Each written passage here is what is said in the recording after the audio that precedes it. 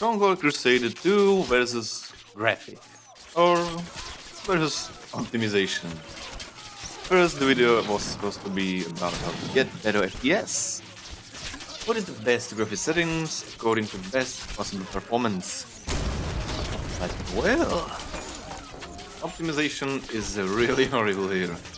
You know, the recommended graphic cards for this game are Nvidia GeForce GTX 460 or AMD Radeon HD 5830 with at least 1 gigabit of memory or better.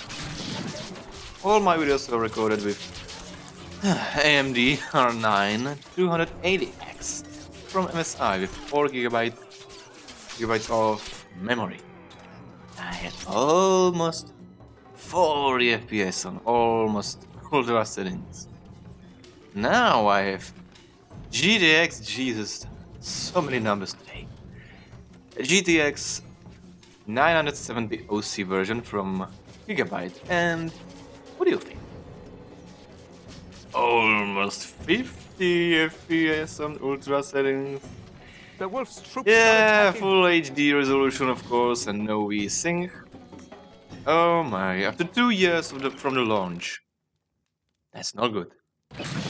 So, the videos about what graphical settings are useless or far too useless to have when you can have lower settings with same look and slightly better performance. Slightly. Some settings are not even mentioned because finding the difference between the lowest and the highest setting was impossible. Recently I bought a 4K monitor. I'm sorry, 4K monitor. And I can tell you this game looks good in 4K resolution. I have like 10 FPS less on high settings, which is pretty good, but the game was not made for this resolution because all the HUD is extra small.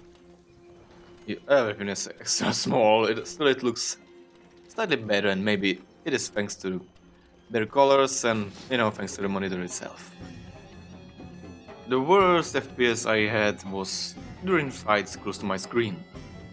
Like 28 FPS, and the best moment was 50 FPS, and that was when no hostile army was close to my key. I discovered what settings are kind of useless to use and these things, but the difference in FPS was almost none. With settings I have, you can spare like maybe 5 FPS. Maybe, and that's not much. Again, the optimization is the problem. The graphic card I should have like, I don't know, 80 FPS for sure? Oh, that's how it is. Let's look at these settings.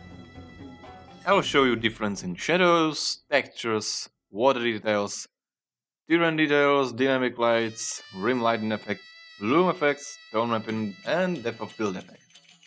Everything else is not having major performance impact, or it is not possible to discover if there is any difference. Before we start, make sure you have turned the vertical synchronization off.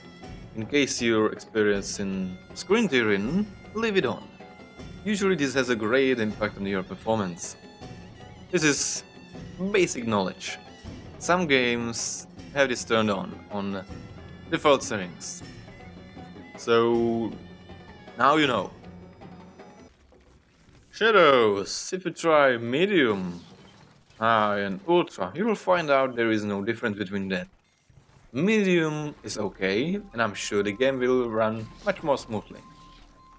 This is one of the settings that can improve your performance, and it is pretty same in every game. Medium is fine, and the rest is too awful or too performance demanding with almost same look like medium. So medium is the setting you should choose.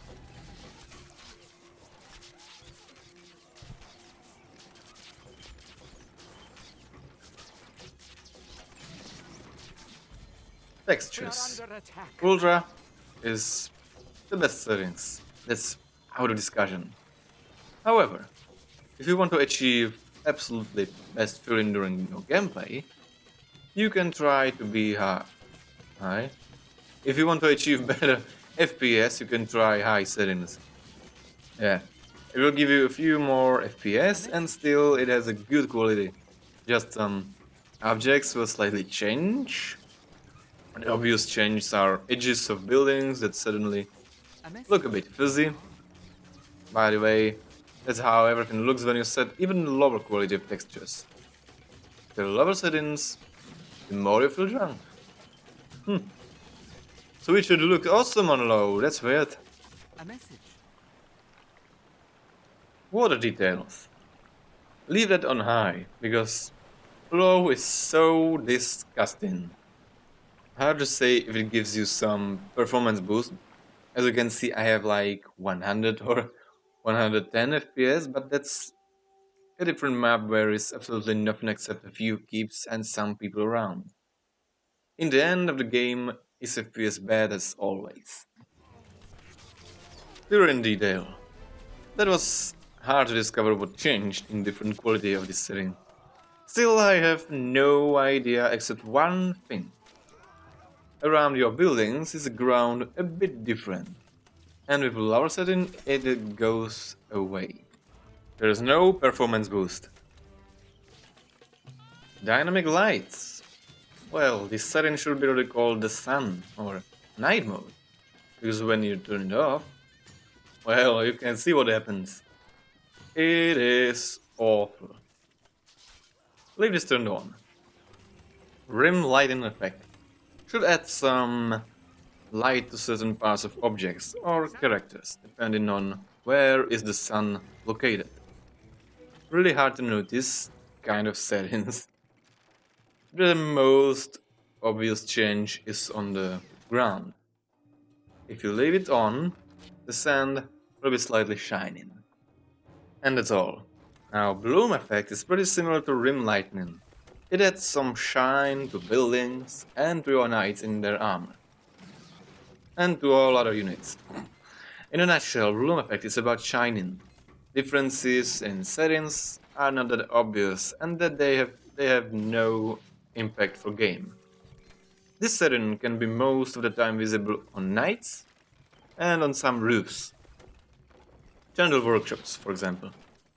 If you're not looking at some objects like you think you can move with them thanks to the power of your mind, you won't see the difference. Tonemapping setting is like dynamic lights. The game will become dark.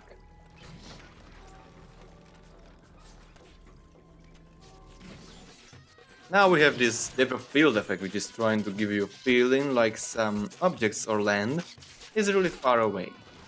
That can be good sometimes, depends on the map, but most of the time in this game it just makes everything blurry and disgusting. This setting might give you few FPS, yeah. It might. I hope this video was in some point useful for you. At the beginning I wanted to make this video for some of you who would love to have a good graphic setting and pretty good performance during gameplay. But I forgot how bad optimization is in this game, and how it might affect any effort to find out what settings are bad for performance and everything. So yes, this kind of video might be better for the Division, maybe. I don't know, we will see. Anyway, thanks for watching, and bye. Bye bye.